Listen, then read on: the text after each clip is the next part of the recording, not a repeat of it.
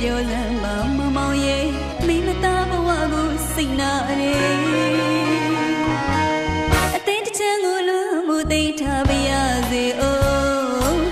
အသေးတစ်ချမ်းကိုလွန်မှုသိထား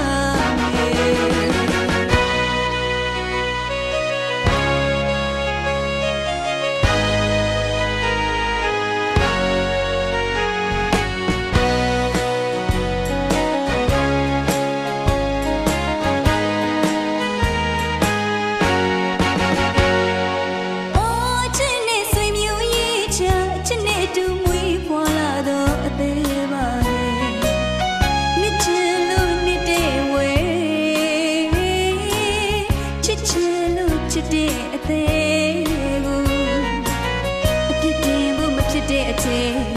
ဒုလေဝေပါကျင်းနာမှုကမောမိမဆိုတယ်ဆိုပါတယ်အဆွေလည်းပေါ်လေ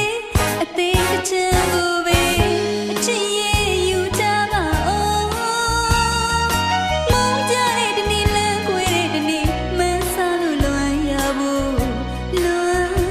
ပြဘူးအသေးတစ်ချမ်းကိုလွန်မှုသိထားပါရစေ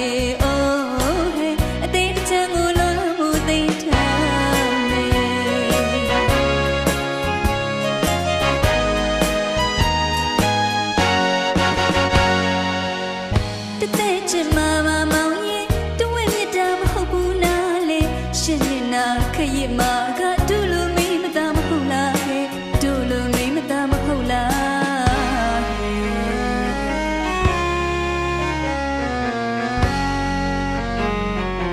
ကောင်းကလေးတနည်းမရင်အချစ်လေးဆုံး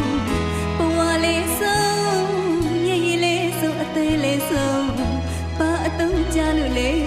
ပြောစမ်းပါမောင်မောင်ရဲ့မိမသားဘဝကိုစိတ်နာတယ်